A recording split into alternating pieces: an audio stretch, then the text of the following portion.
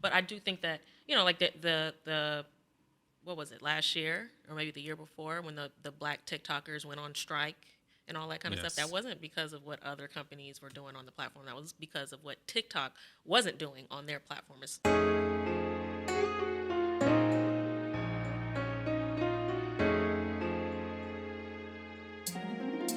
What's up, Janelle? Hey, Bronzy. How's it going? It is going great. I'm happy to be here. I know. Happy New Year. It's the last. Happy. That's the last time I'm gonna say that for Yeah, this year. January 16th, that feels appropriate. Yeah, I've been but saying Happy New Year literally feels like every day yeah, since the new year happened. but I mean, it feels appropriate being back here recording. Haven't seen you guys since I don't know how long. I know, because you want to be flued out. And there's I didn't nothing get flued out. I paid my own money okay, and okay. went home. Yeah, wrong terminology. But since you don't want to be here in the East Coast, Upper East Coast, I mean, have you looked outside? Have you felt outside? yes. Yeah, And okay I think I'm speaking from jealousy, but that's nothing unusual. Hey, next time I'm down there, y'all know. Y'all welcome to come visit. Chanel be down there on boats and stuff, and Not this well, time. not This time this I was spike.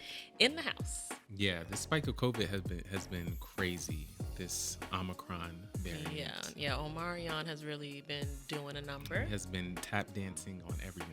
Yeah, I thought that, locking myself in the house up here, just seeing how many friends weren't able to go home for the holidays, I got really scared. I'm like, look, I'm locking myself in my apartment. Yeah, you I'm didn't not come coming to the out. Christmas I party. didn't come to the Christmas party. I'm like, I'm not coming out the house until it's time to go to the airport.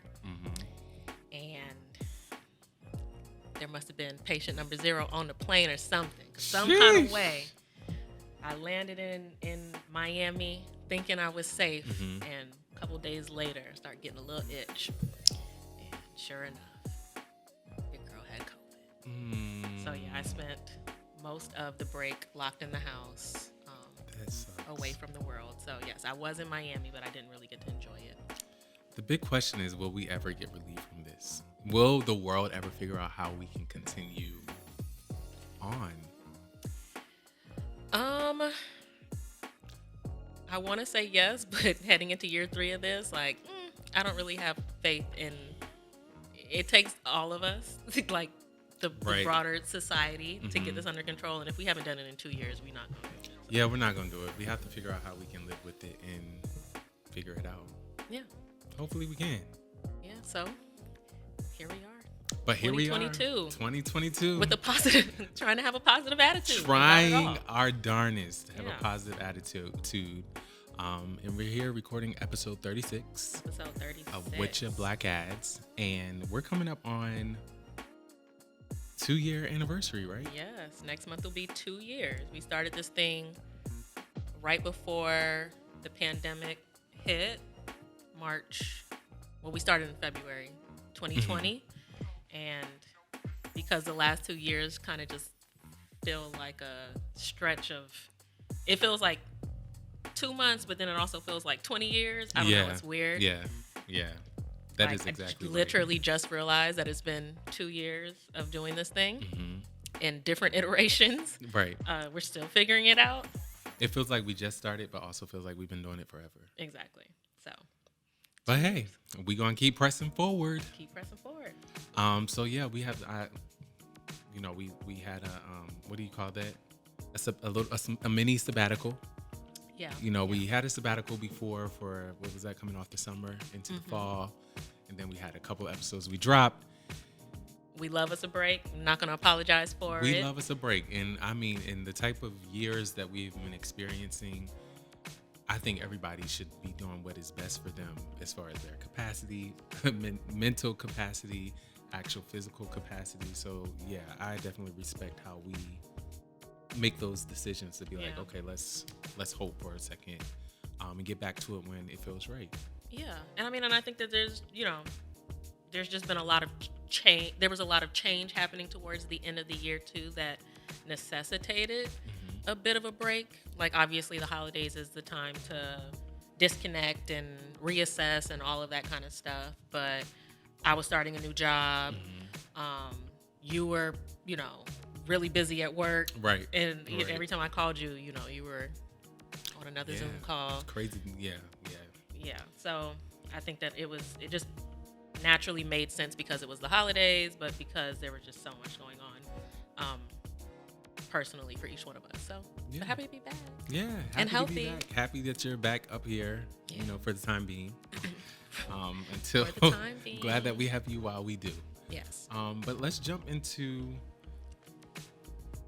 Above the fold. Above the Fold. Damn. It's been that long.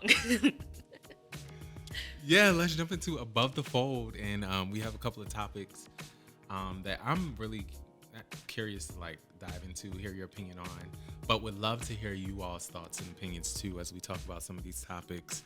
Let us know your thoughts in the comments or where you're listening to it. But yeah, you want to kick us off? Yeah, let's do it. So a couple days ago, the new cover of British Vogue dropped. Of course, it got my attention because it features a crew of all black women models. Like, they are all, for the most part, dark skinned models. You don't see that every day, right?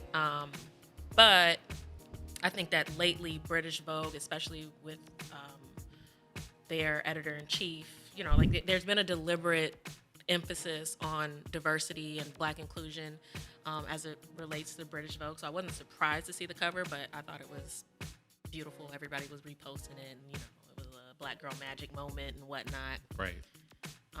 What were your thoughts? Yeah, I appreciated it for all the same reasons that you said that you did. Of course, I'm always looking at the responses of other people online, but me personally, I was like, oh, this is cool. This is dope. I appreciate it. I liked it. But one of the comments that I seen was like, there was a missed opportunity with the hair and the styling.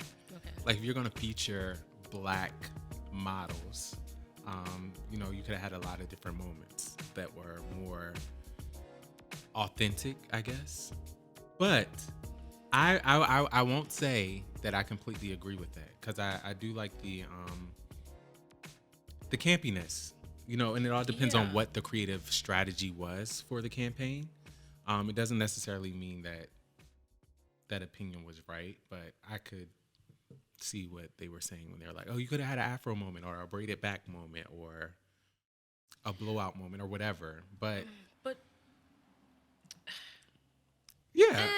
Yeah, right. I'm not rolling on that one because I'm like, number one, we're talking about editorial. These are like in some cases, like over the top wigs, and like we see this on the white girls in in these magazines too. Like, everything doesn't have to be like a. But does this feel like it is like that early 1900s European style wigs that they put on top of their heads? Some of them. Is that an issue? I mean, that it's no right or wrong answer, but I think that's where that individual was. No, I mean, I think that okay, I guess it's valid, but I don't think that it takes anything away from this cover. But I also feel like, and this is just outside of this, a lot of times people look for. They want to address everything in everything, and it's just like sometimes, it's like, oh, you can't check all the damn boxes with every single campaign and project that comes out, right? Like, just appreciate it for what it is. There have been moments in these magazines where the focus was on hair, and they made a deliberate effort to have Afro styles and braided styles and, more Afrocentric styles or whatever. But like the piece hasn't even come out yet. Like, I don't even know what the story is around this to even say that would have made sense. And that's what I was about to say. If you speak to the stylists or the folks that came up with the idea, I'm sure it was intentional, and there probably is good reason for why these wigs were selected. So, yeah.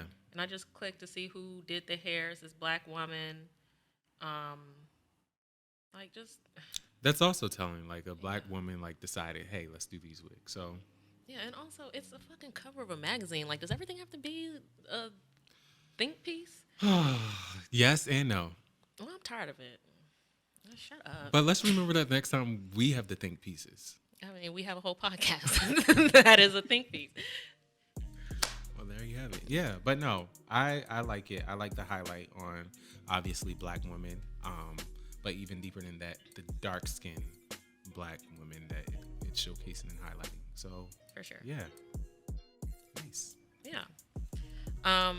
This article came out, or yeah, like an announcement came out, I guess, from Twitter, also within the past few days, talking about how Twitter has boosted its numbers of Black and Latinx hires over the past, what was it, like year? This is just kind of like their year-end assessment, but basically because of um, their kind of emphasis on allowing their employees to work from anywhere. So they weren't, I guess, in their more recent hiring, they weren't limited to people who lived in like coastal, you know, like the New Yorks and the LAs and the San Franciscos and things of that nature. So they were able to get more diverse hires by going after, you know, and looking at places that are a bit more diverse, or places where, you know, the Atlantas, the South Carolinas, Yeah. and, you know, South Florida. They talked a little bit about that and how they were able to boost their Latinx numbers because they were more heavily recruiting out of South Florida and things of that nature. And I thought that it was interesting because a lot of companies could probably, I mean, a lot of companies could take note of that. Yeah. And how I think we think of the New Yorks and the LAs and like these coastal major cities as being really, really diverse, which they are, but there are other areas that, you know, have huge, you know, talent pools that are overlooked, or these people don't get the opportunity because I don't live in New York. So Right. I'm not gonna, how do I work at a Twitter, or how do I work at a Facebook who's based out of Exactly. wherever, you know? Yeah, I completely agree with you. That was one of my main reasons for relocating to a bigger city, is because of the opportunities in tech spaces, or just spaces in general where there's more opportunity in the marketing field. I mean, I would have moved anyway, but that was like one of the biggest call to actions when it came to that. But what's interesting also about this article, I'm interested to know what those numbers look like 2, 3, 5 years from now. Because they said the share of black workers among the U.S. workforce jumped to 9.4% from 6.9% in a year. So seismically, you're talking about a company that has about 7,000 employees. How many black employees do you have, and what does that shift really look like in terms of that 3% increase? This could be a reach if they're contributing or attributing it to this workforce jump from the work from anywhere initiative. Well, I don't get why do you think it could be a reach? Because they could have easily had that increase by hiring more people in New York City or in LA, or in, you know, just a couple people sprinkled around. True, and I think that, like, even in this article, it talks about a couple of other things that they've done in addition to broadening their pool of, you know, applicants regionally. You know, talking about like in certain positions, like those higher level positions, making sure that at least one, you know, there was at least one black person who was in contention for the job, at least one woman. Yes, you know, so it looks like there's there are a lot of different things that are in play here. They talked about like the Rooney Rule, which they borrowed from the NFL, which that's a whole other conversation because I don't even know how well that's working out for the NFL. But yeah, there are a lot of different efforts it looks like they are making to have a more diverse workforce. And we know that a lot of these tech companies, like, yes, this is great, you could probably still be doing more. It's like you're doing more than the other tech companies, which I guess we appreciate. But all of them can be doing a little better. All of them. Okay, let's talk about TikTok. All right, TikTok. Another company who can be doing better. So we saw this headline, you put it on the doc, but no black influencers made it onto TikTok's highest earners list, despite some of them having really, really huge following. In other news, water is wet. It is. That is a fact. This The happens. This the is how it story, always the is. bigger story. I don't think the story here is necessarily a dig at TikTok as much as it is on brands and companies. The reason why the other TikTok influencers made more money is because they're getting more partnership opportunities. They're Yeah. getting more opportunities from their platform as far as other ventures that's outside of on platform. And I think the story that this article is telling is that Black folks don't get the same opportunities as people who are non people of color. Yes. I will say I do agree that it isn't all on TikTok because there are other brands that are assessing the talent on TikTok and deciding who gets what and all of this kind of stuff. Like it's a whole thing. But I do think that like the what was it, last year or maybe the year before, when the black TikTokers went on strike and all that kind of stuff, that wasn't because of what other companies were doing on the platform. That was because of what TikTok wasn't doing on their platform in terms of with the algorithms and prioritizing what they felt like their content wasn't getting the eyeballs, that the reach and the placement that a lot of these white TikTokers are. So I think it's all kind of like it all plays into each other. But yeah, looking at some of these numbers that these kids are making from the platform, like the top two earners, they were sisters, and it was like what, 17 million and 10 million. Yes. Here's the thing. I posted my first TikTok video. Oh, congrats. And that was me eating Oreos and mustard. You want to try Did it? you go viral? You want to try it on camera? No, I'm good. It's actually not as bad as you would think. No, it sounds horrible. No, I'm good. No, it makes the I'll Oreo take your taste word like for a it. Pop-Tart. Oh, that's great for you. Hamadi said. That is great for both of y'all. But anyway, where was I going with it? I think I was just saying like, hey, maybe I should try my hand at this thing. Yeah, market research. I get it.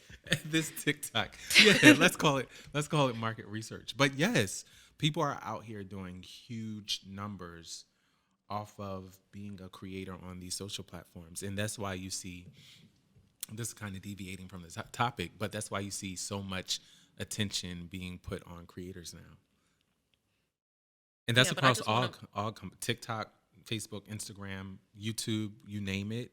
There are all these initiatives and budgets and creating products for creators. Yeah, but I'm more interested in the stuff that's catered towards black creators. Whatever her name is, Charlie D'Amelio, whatever. Like, I don't give a fuck. Well, that's the same girl that stole the dance from the Renegade dance, right? How's she still getting? I mean, that's her, isn't it? I don't want to misquote it. Is it? I think that was the girl that was up there dancing on Jimmy Fallon, doing all the dances.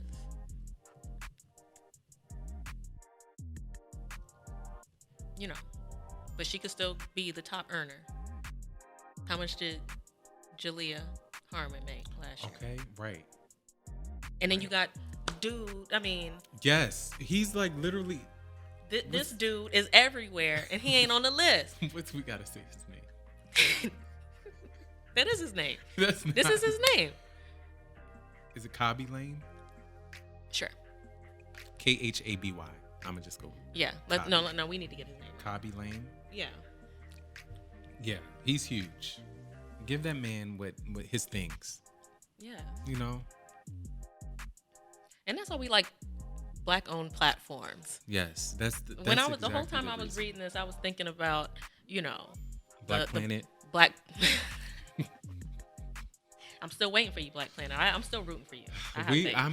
There's still a piece of me that wants Black Planet to do what needs to be done. Look, Black History Month is coming up. It's a perfect opportunity to relaunch. You haven't missed the window. There's still an opening. You know what I mean? Call us. For real. Like, seriously. But no, on a more serious note, like Black Tag or, some of the things that Issa Rae is doing. There are platforms out there. Charlemagne's doing with the pod. Sure. Yeah, sure. There are black platforms that are out here doing things. And that's what we love to see. Yes. That's what you're trying to say. Yeah, that's what I'm trying to say. You got the next one.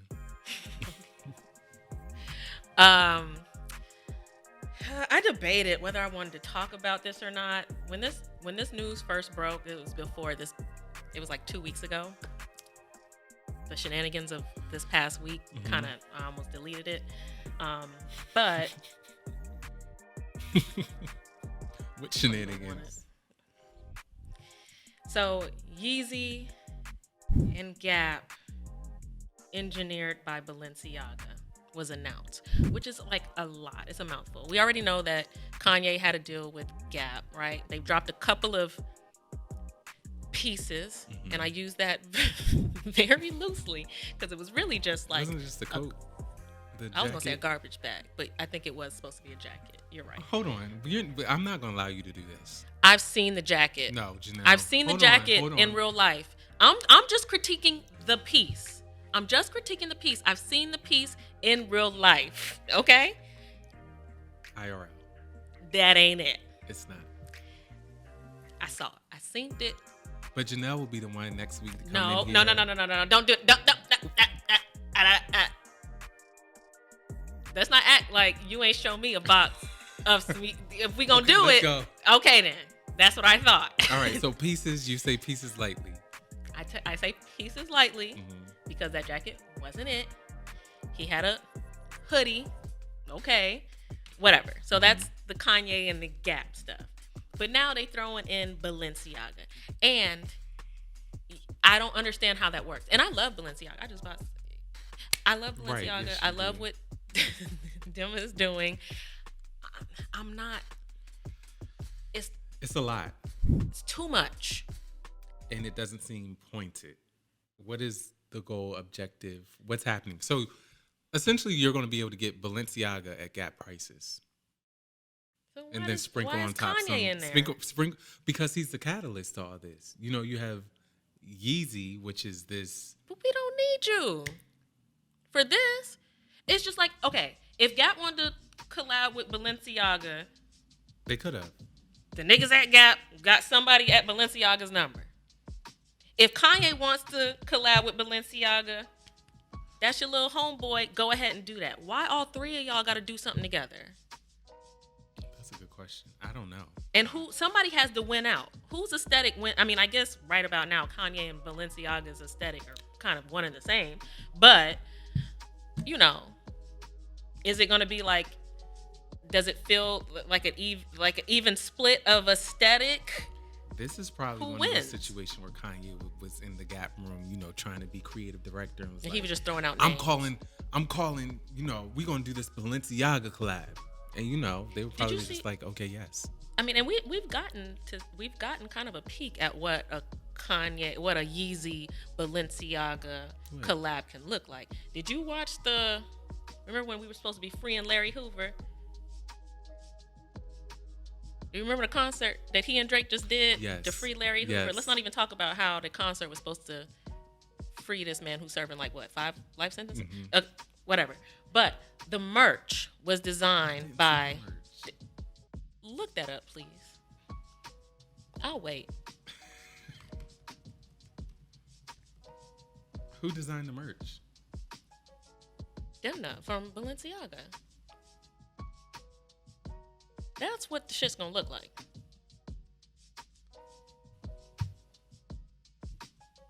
And how much is resale for that? Bro, let me go to a real resale site. StockX, 230, 400. They had some jeans too that said Free Hoover.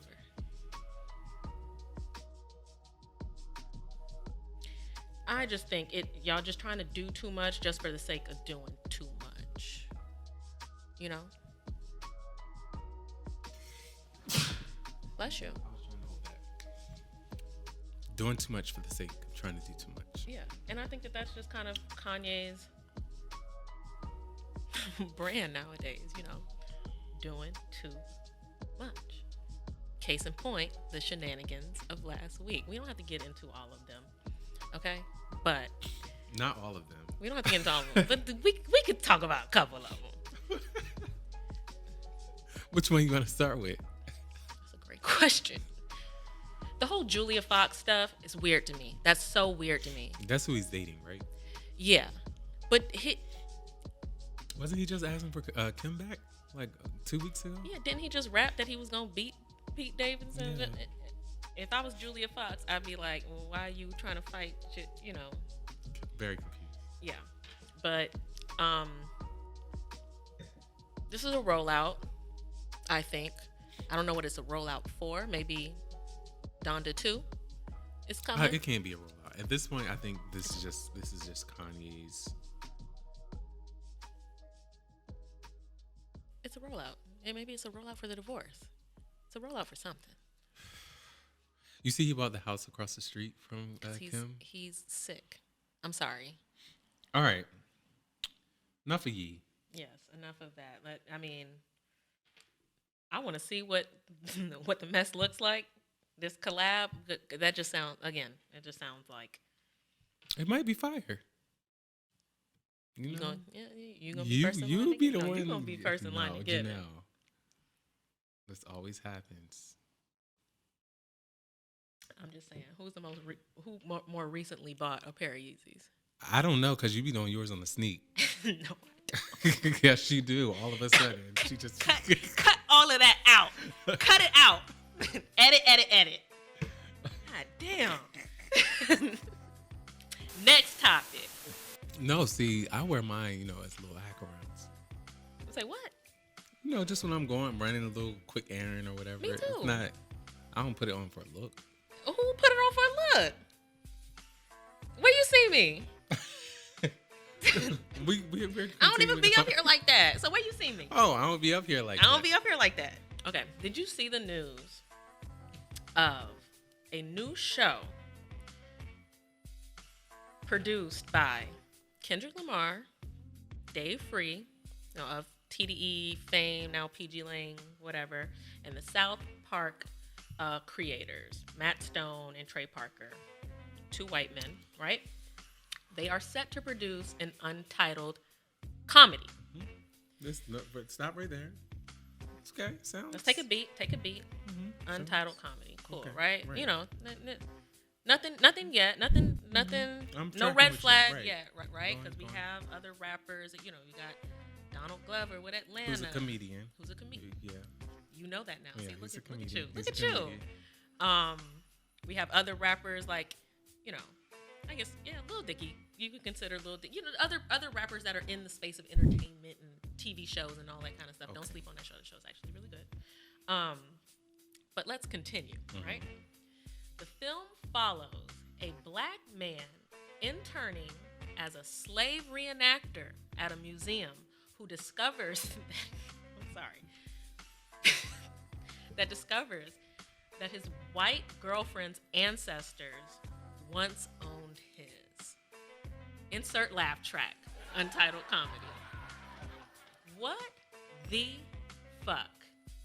Not Kendrick. Yes, Kendrick. That's the part that is shocking. To Pimp a Butterfly. Damn. Not Kendrick. I remember you was conflicted. Freedom. We gonna be all right. There has to be more. I mean, you want. Or there has to be something else. You want more? This can't be right. I mean, what's something else that could be like that you could read, or what's another sentence you could read on there and be like, oh, okay.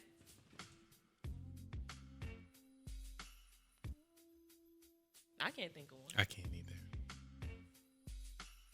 Black man interning as a slave reenactor at a museum who discovers that his white girlfriend's ancestors. This feels really off-brand for Kendrick.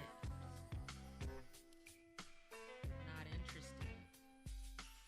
A black man interning as a slave reenactor at a museum who discovers that his white girlfriend's ancestor once owned his. This sounds like a bad joke. I don't think this is going to happen. So. I don't think so either. Not with all this backlash, Once Twitter gets a hold of something, that's where the power lies. Okay? That's where when the people start speaking, and they have started. Did that shit. And you gonna fuck around and just drop an album. Yeah, let's just go ahead and do that. Yeah. Yeah. You should sit. I think Because now everybody, even when you drop the album, people gonna be looking at you sideways. Right. Okay. let's Especially, let's address it in the yes, album. Like what is going on here? especially because, or at least what I was thinking, when he performed, what was it? What was the festival he just did? Like one night in Vegas, one day in Vegas. Oh something yes, like that, yes, whatever. yes, yes. He was the headliner. Mm-hmm. Up there looking like a damn black Israelite. Mm-hmm. And this is what you want to do? Yes, exactly. Really, sir? What's happening? What's the real? Oh, the ghetto. All right. Well, we do have a rapper that's doing something a little bit more innovative. I know we talked about NFTs before on the show. We have. Nas is teaming up with Royal, which is a song ownership platform that he invested in last year alongside with the Chainsmokers. But 760 tokens will be made available for Ultra Black, and that's the lead single on his album King's Disease. So he's selling NFTs to the royalties of 2 singles or 2 songs. Interesting. Yes. So pretty much you have 3 different tiers for each song. You have a gold tier, a platinum tier, and a diamond tier. And depending on what tier you buy, you get a percentage of royalties for life and access to other things like that he puts out or does future forward. Okay. But the benefit here is like if you can get access to the first sale, you know, it'll like gold, it'll be like $50, but you get like 0.0143% of royalties. But you could flip that, resell it, hold on to it for a while, resell it, and sell it for whoever. That's how NFTs work. These this shit don't make no Yes, it sense. does. No, it doesn't. It makes a little bit of sense. This makes a little bit more sense than everybody buying them damn cartoon monkeys. So there's different projects that different people will create. The cartoon monkeys are just one project. Depending on what the project is and who the owner is and whatever company or whatever they stand up around it, you have access to different things. You can... Like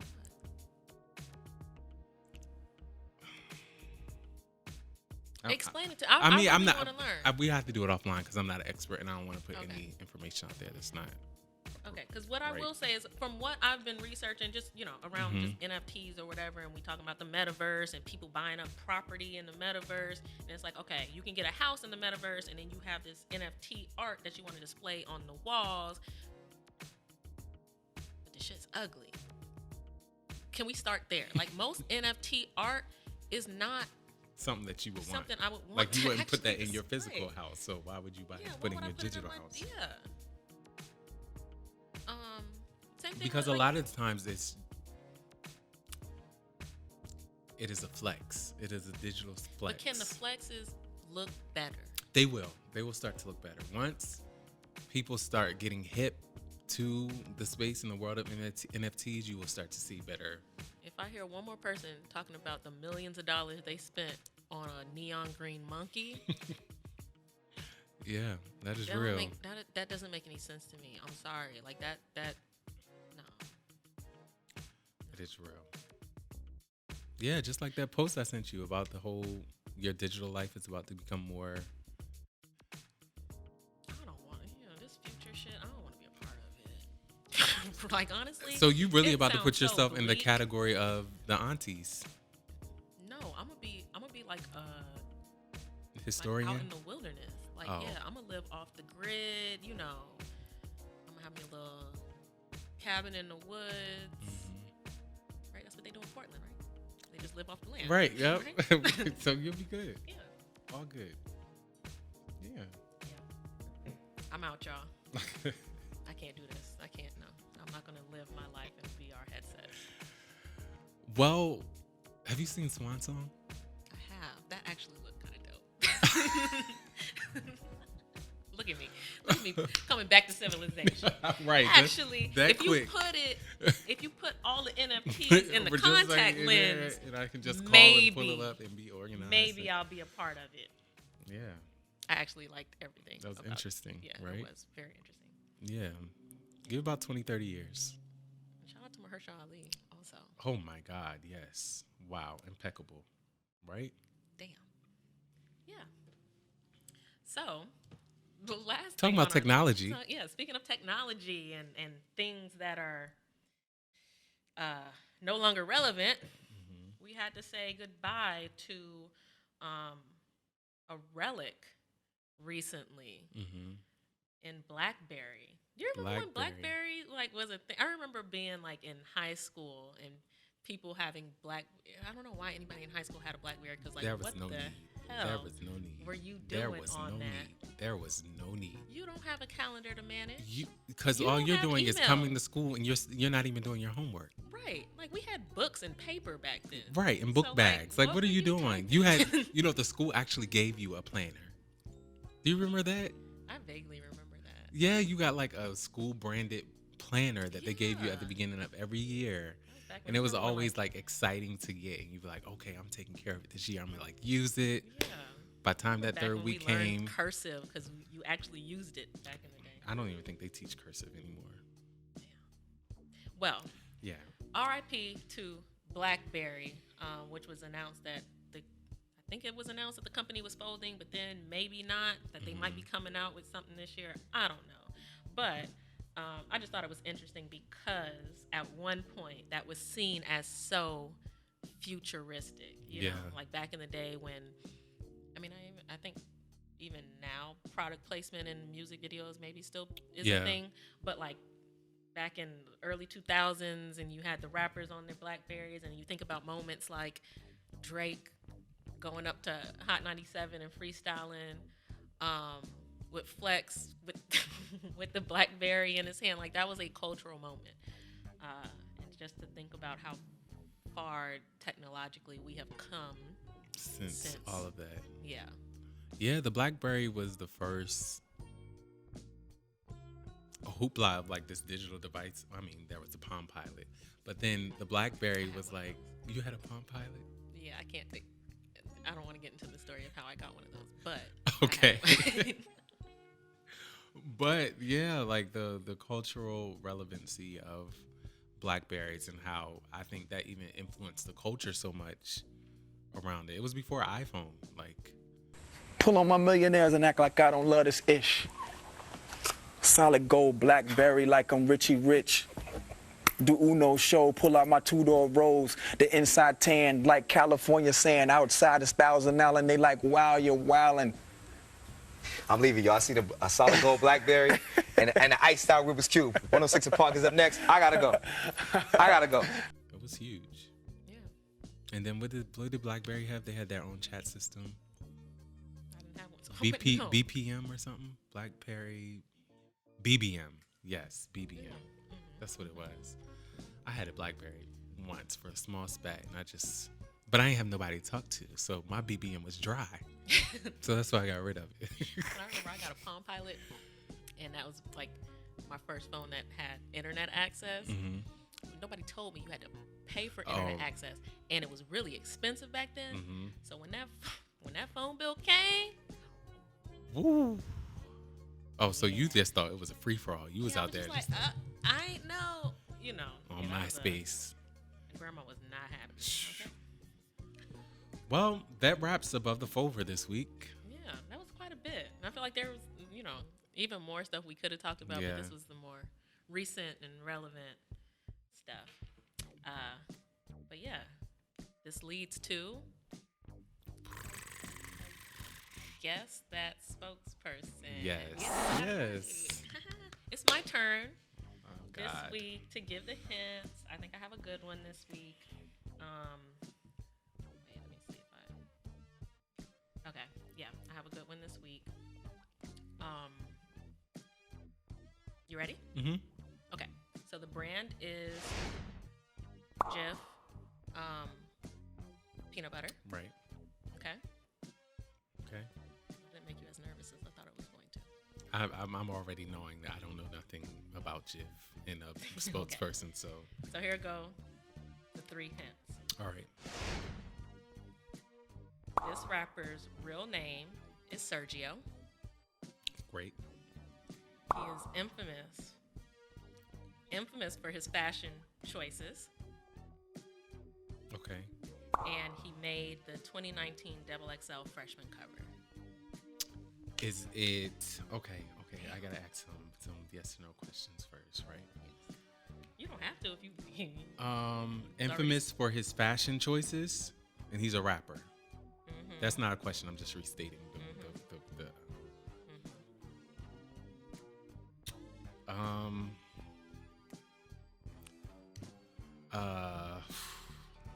do I narrow this? Is he dark skinned? Brown skin? He's black. I don't know what you want to say. The show is called Witcha Black Ass. What is his fashion choices? Let me see. Names come to my brain. I see people, but I can't put names to them. Oh, damn. That'll be a problem. Does he dress in more in clothing that may be considered feminine? I don't know. Maybe. Okay, so it's not what I'm thinking of. When you say that he is known for his fashion choices, is that like a positive thing? Like, oh, I use a very deliberate word. Okay, say it again. Clue. Say it again. He is infamous. Infamous for his fashion choices. for his fashion choices. What you Googling? No. What you doing? Infamous. Oh, what? No. Since when can we Google stuff? It's the word. I'm not Googling the person. Okay, infamous. What does infamous mean? Well known for some bad quality or deed. I purposely used that word. Right. So I wanted to make sure that I was tracking along. But I'm just for the record, Google. We can Google stuff now. Oh wow. Okay. All right. Infamous rapper. 2019 double XL cover. Are you gonna Google that too? Wow. Wow. I'm about to put you on a time limit. Let's get that Jeopardy music going. Come on. Take a guess.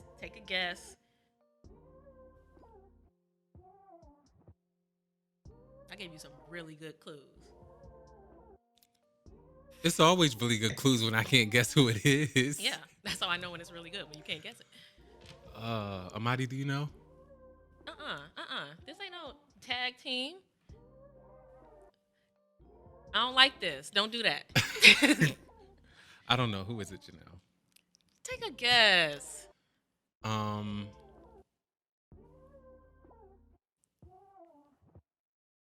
Lil Yachty. No, it is Gunna. You could have said something about Chloe Bailey. No, because then you would have got that. I knew you would have got that. I didn't know he was infamous for his fashion choices. Did you see Rihanna's Halloween costume? No. She was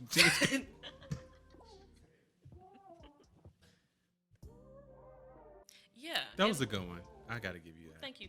But what was the campaign? What did he do? So, that's a funny one, too.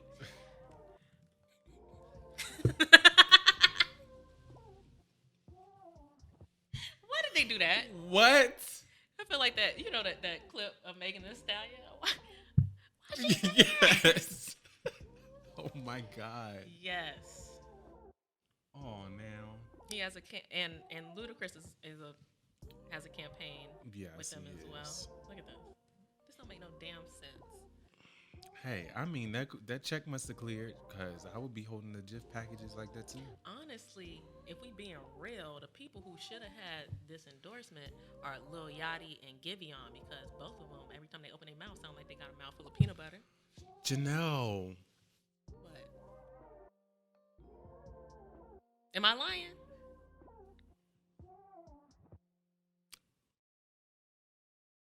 Did I say something that was not truthful? No. I'm trying to get some young black men some money. Sorry. You don't like them? I didn't say that. I said they sound like they got a mouthful of peanut butter. But is that a good thing? Not bad. I mean, some of their songs, yeah. They make it work. Wow. That was a good one. I mean, Ludacris is a little bit better. At least there's some kind of story being told there. What's the story? At least he has on clothing, and it's just like he has on clothes. That's the story. Not the Lil GIF project, though. Hey, that's interesting. You got to do what you got to do to be culturally relevant. I want to look more into this whole GIF situation and what they're trying to do now. Yeah, because why they got Gunna standing there like he got cash in his hand. That's wild. Oh, man. Good, you won this week. Congrats. Thank you. Hamadi, can you put in like the hand claps? No, we don't need no No, applause. I want I want special effects. I want hand claps, cheers. Go Janelle. Go Janelle. Can you do all of that in post? All of that. Thank you. None of that. Thank you, friend. Who do you have this week for going with your black ads? Going with your black ads? Mm-hmm. Or that ain't it? I can probably already guess, but let's go. All right. Well, for going with your black ads,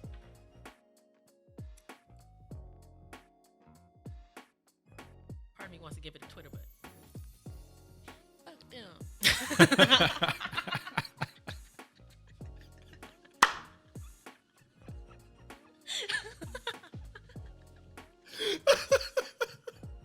Oh my God. Ooh, too much Prosecco. God damn. So no, going with your black ads is gonna go to British Vogue because yes, it has to go to them, and also because I'm petty. And that ain't it. I gotta give that to Kung Fu Kenny because bro, what are you doing, Kendrick Lamar? Don't like it. Not here for it. Yeah. I'm going to give Going With Your Black Ads to Nas. Okay. I just like to see someone a part of the culture that is trying to find that door at the entry point. Although we don't know what all the NFTs and all that stuff is quite yet, I think it's just cool to see someone that, and to see someone that has his influence kind of bring some more awareness around something like NFTs. And yeah, saying that ain't it. Kendrick, we literally all are rooting for you and have been. So I think there's more. I'm hoping there's more to this. I'm hoping so too, because it just doesn't make sense. Right. As far as his brand and everything that we know about him, at least at that headline in that article that we read, didn't feel like it was it at all. But yeah, any closing remarks? No. Bye. No. As always, follow us, subscribe wherever you listen to podcasts. We are on Instagram, YouTube, Twitter, LinkedIn.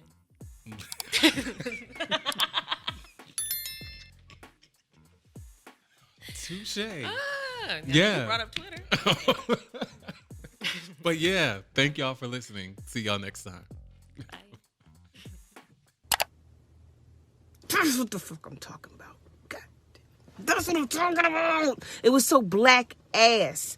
It was black ass.